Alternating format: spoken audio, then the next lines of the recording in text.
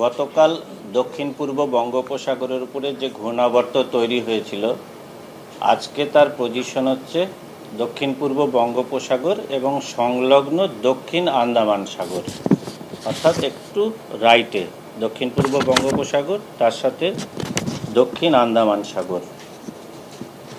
এই ঘূর্ণাবর্তের ইনফ্লুয়েন্সে 8 তারিখ একটি নিম্নচাপ তৈরি হওয়ার সম্ভাবনা সেম লোকেশনে, অর্থাৎ দক্ষিণ পূর্ব বঙ্গোপসাগর এবং সংলগ্ন সাউথ আন্দামান সি বা দক্ষিণ আন্দামান সাগরে। 9 তারিখ আরেকটু এটা ইন্টেন্সিফাই করে ডিপ্রেশন বা গভীর নিম্নচাপে পরিণত হওয়ার সম্ভাবনা। ডিপ্রেশন হওয়ার পরে এর মুভমেন্ট যেটা হবে সেটা নিয়ারলি নর্দার্লি, অর্থাৎ প্রায় উত্তর দিকে এগোবে। এগিয়ে আমাদের যে সেন্ট্রাল বে অফ বেঙ্গল এবং অ্যাডজয়নিং নর্থ আন্দামান সি অর্থাৎ উত্তর আন্দামান সাগর এবং মধ্য বঙ্গোপসাগরে গিয়ে পৌঁছিয়ে ঘূর্ণিঝড়ে পরিণত হবে।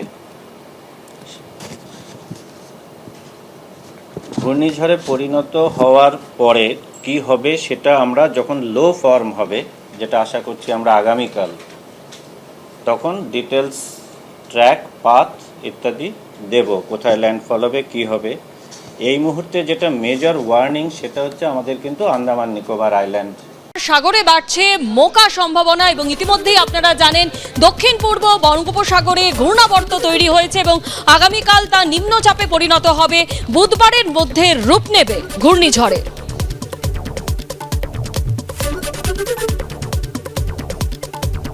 Evening.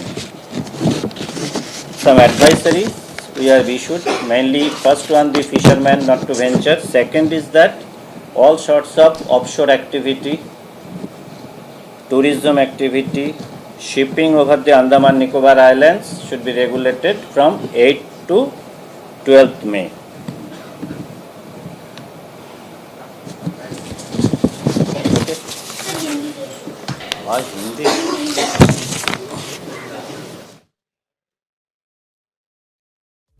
বিভিন্ন জায়গার ছবি এই মুহূর্তে আপনাদের সামনে তুলে ধরছি। প্রশাসনের তরফে যে প্রস্তুতি নেওয়া হচ্ছে, আপনাদের যেমনটা জানাচ্ছিলাম যে বুধবারের মধ্যেই ঘূর্ণিঝড়ের রূপ নেবে, গতকালই নিম্নচাপে পরিণত হওয়ার সম্ভাবনা রয়েছে। সাগরের ছবি আপনারা দেখতে পাচ্ছেন, সেখানে প্রশাসনিক তরফে প্রস্তুতি নেওয়া হচ্ছে এবং এলাকার বাসিন্দাদের তাদের নিরাপদ জায়গায় নিয়ে যাওয়ার প্রস্তুতি শুরু হয়েছে।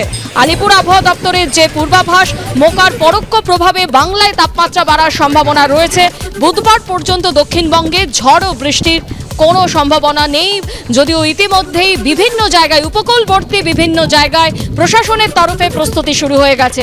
গোসাবার ছবি এই মুহূর্তে আপনাদের সামনে তুলে ধরছি।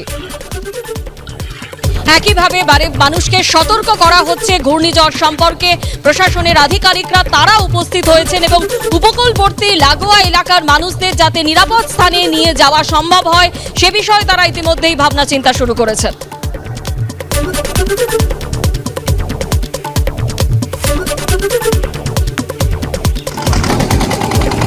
একই সঙ্গে আপনারা দেখতে পাচ্ছেন একদিকে সাগর, অন্যদিকে গোসাবাদ ছবি, দুই জায়গাতেই প্রশাসনিক তরফে প্রস্তুতি এবং ঘূর্ণিঝড় মোকাবিলায় ঠিক যে ব্যবস্থা নেওয়া হয়েছে প্রশাসনের তরফে সেই সম্পর্কে সতর্কতার বিষয় জানানো হচ্ছে সেখানকার সাধারণ মানুষদের এবং একেবারে উপকূলবর্তী এলাকার মানুষদের নিরাপদ স্থানেও নিয়ে যাওয়া হতে পারে প্রয়োজন পড়লে, এবং তাদেরকে বারে বারে সতর্ক করা হচ্ছে যে আগামী এই কটা দিন তারা যেন প্রত্যেকেই খুব সতর্ক থাকে।